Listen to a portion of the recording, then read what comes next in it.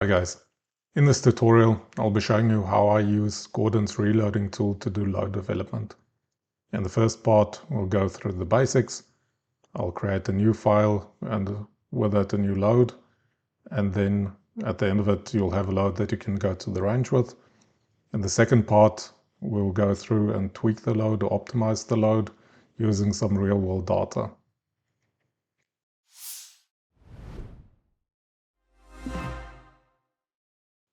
So to start things off, we'll select a caliber. In this case, I will be using the 223 Remington. I've got a load for the 70 grain Barnes TSX using Reload Swiss RS36 powder that I've shot in the past. So I've got some measurements for it and it will work really well for this illustration. So immediately you see we've got two different options. We have the SAMI spec and we have the CIP spec. Make sure you select the one that is right for you. In my case, I can use the CIP spec since I'm running a thicker bolt action. So the higher pressure is fine for me. I'll say apply to load data. Here you get an important note. Do you want to use the stored case volume? This is important because the case volume or the burn chamber volume directly influences your pressure, and of course with pressure you influence the velocity. So this is why you get this question. For now we'll just say yes. Now we will adjust the parameters that we have here. I know that for my case length I trimmed them a little bit. I've measured the case volume. You can do this quite easily by taking a fired case, weighing the empty case, then filling it up with water, weighing the case with water, and that gives you the case volume in grains of water. So for me this is 30.9. Then your cartridge length. This is the length of the overall length of the cartridge that you want to load. In my case, I've measured it to be 57.52. You can do this in different ways. I use the Hornady OAL gauge, but you can use other methods. Then since it's a new rifle, I just have to adjust the barrel length so I get an accurate velocity. Down below you've got some optional parameters. If you enter these, you'll get recoil factors, but it'll still work without putting in any values or accurate values in here. The next thing we'll do is we will go and find our bullet. And in the field on top, if you enter characters, it'll look for it exactly as you type it. So it doesn't matter in what order, it will just find the string of characters and display the values for you, which is why we get a few different options here. I know that the one I'm using has this code. If I double click on it, it's the same as clicking on apply to load. So that's why I jumped to the message straight away. Again, we have this important note. Do you want to use the stored projectile length? For now, we'll say yes.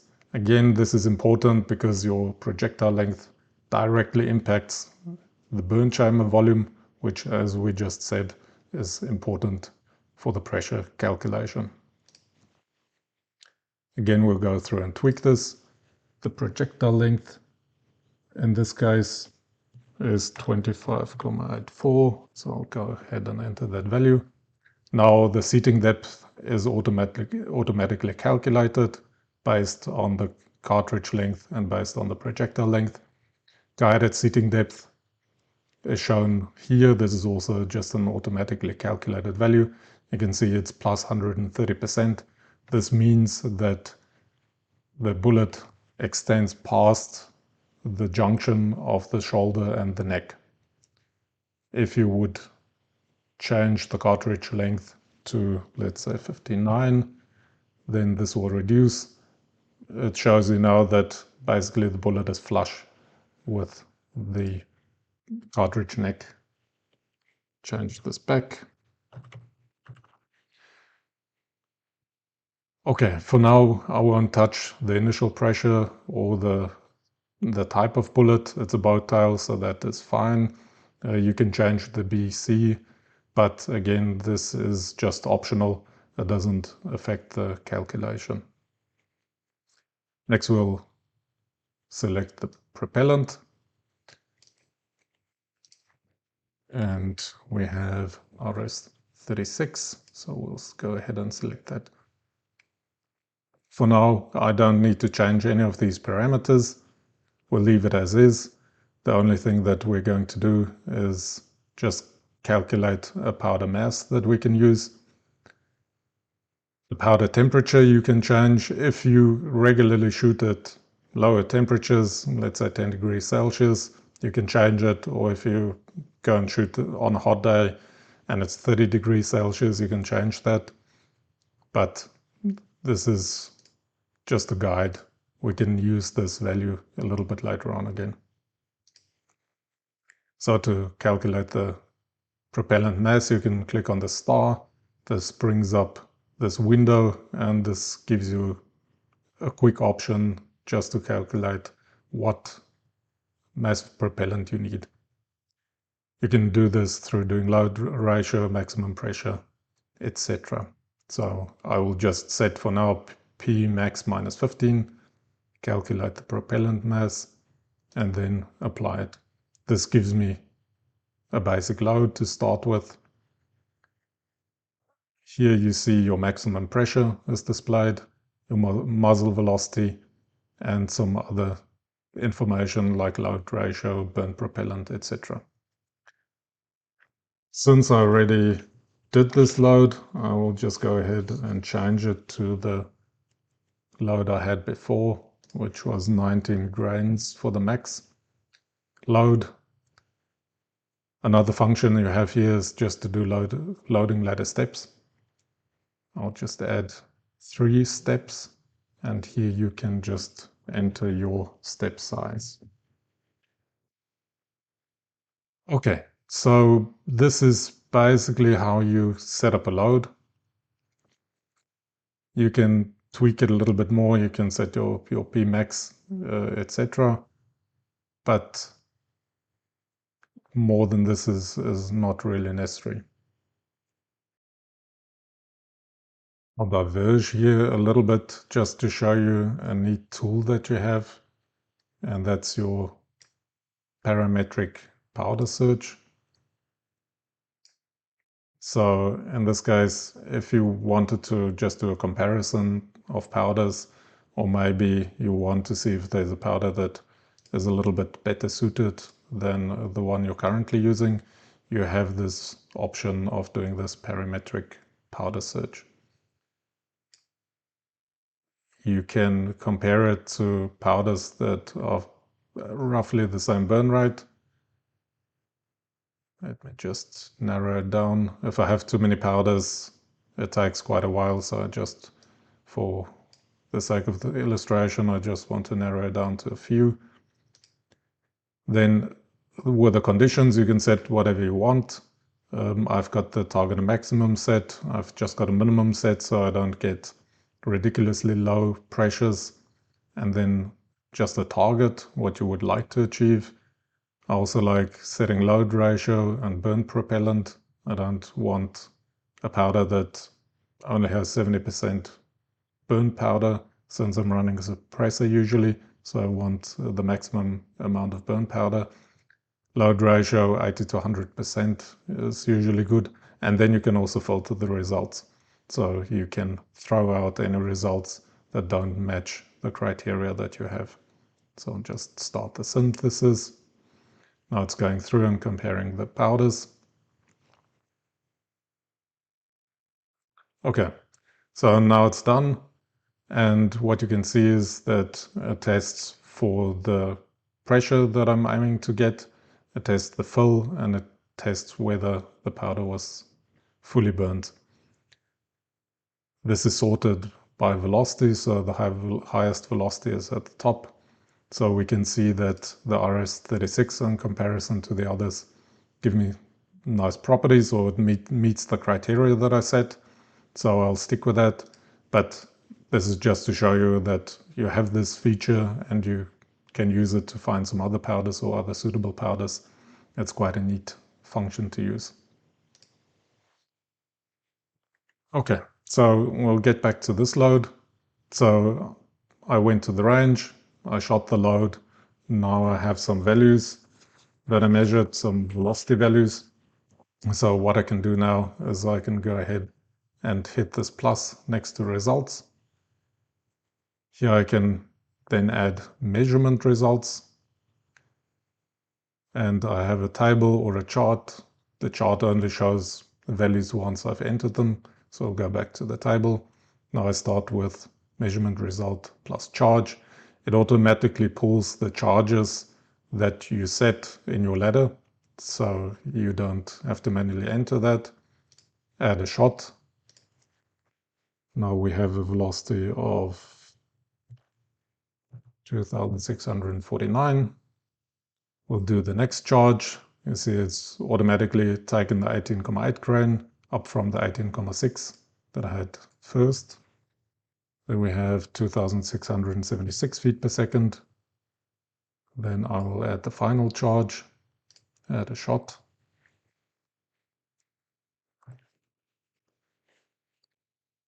And you can add as many shots as you would like.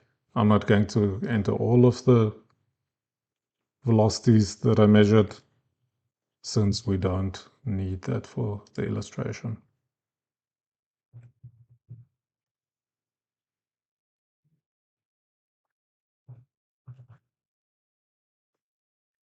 Okay, so down below you'll see it automatically calculates an average, a standard deviation, and an extreme spread. So you have all the information that you need here. Now we'll jump back into the results. And to optimize this, it's actually fairly easy. We have this optimum barrel time tool at the top here. What this was developed for was to really just compute the nodes of the optimum barrel time theory.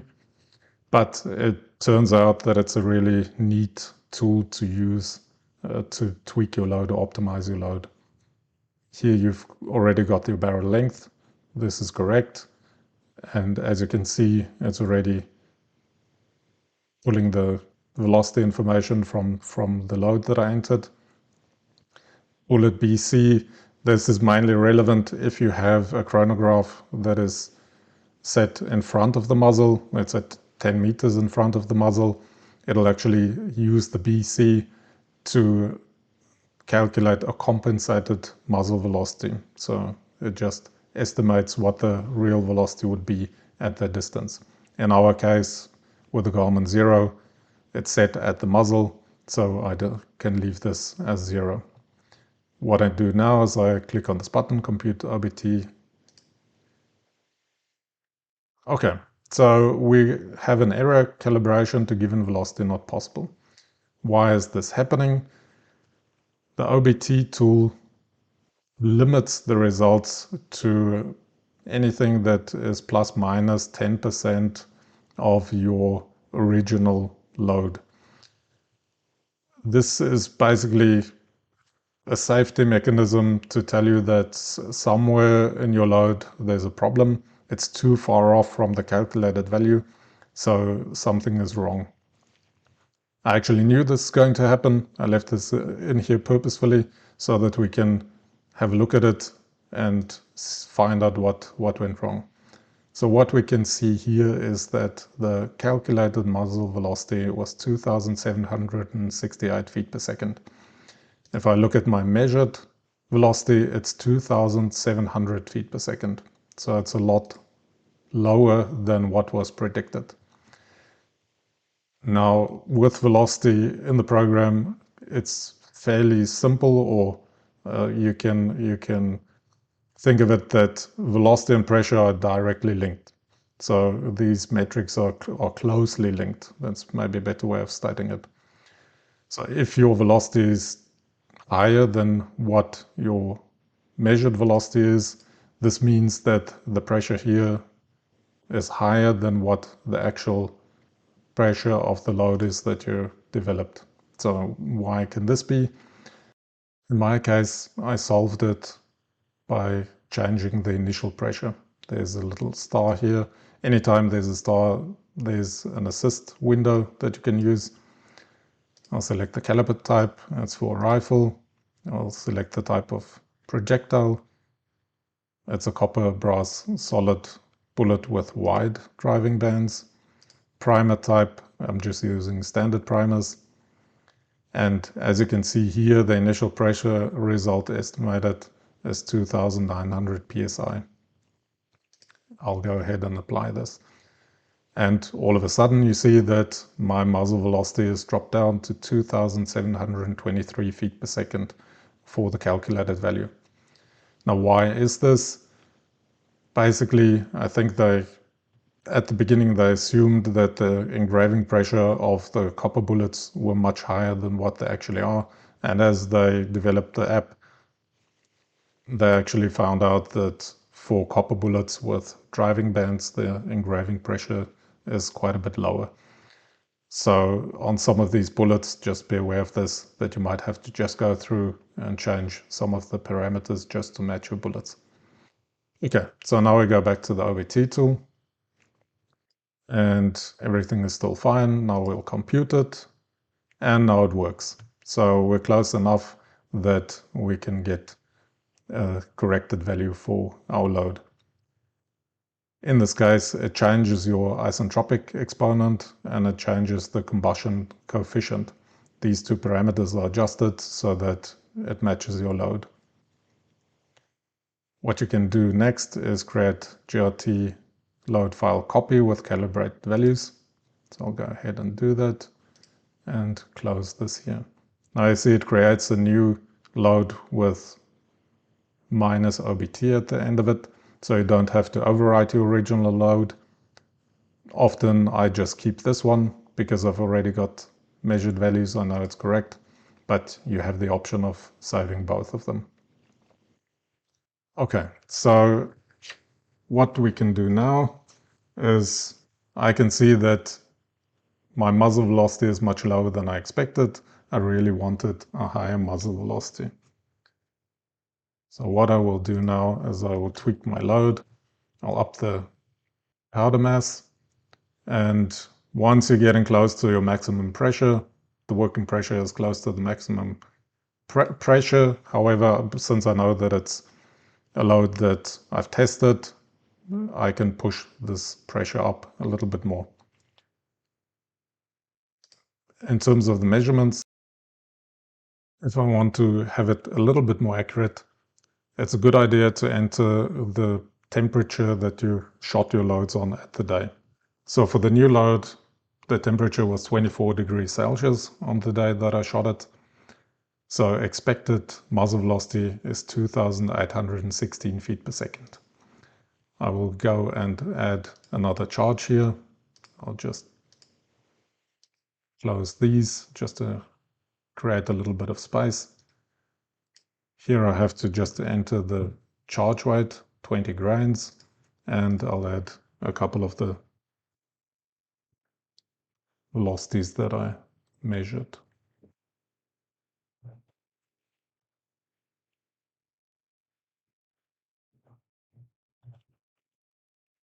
Again, I won't enter all of them. That's just for illustration.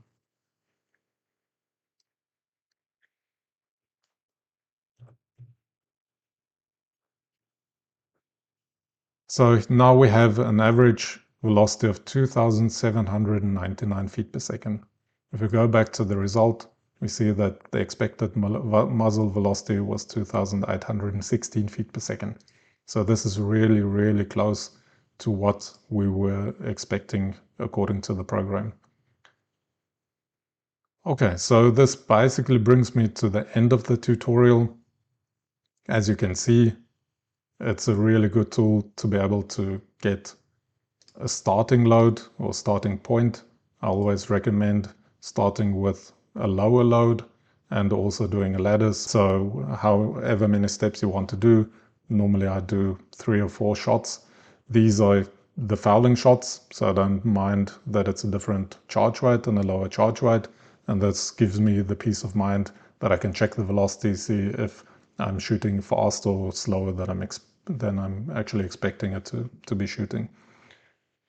Then once you have that, you then can tweak your load without going to the range that often, and with the optimized load you'll get a pretty close estimate of what it's actually going to do. So if your target is, like for me, this was my target, to be able to shoot 2,800 feet per second, and as you can see, I met that quite nicely.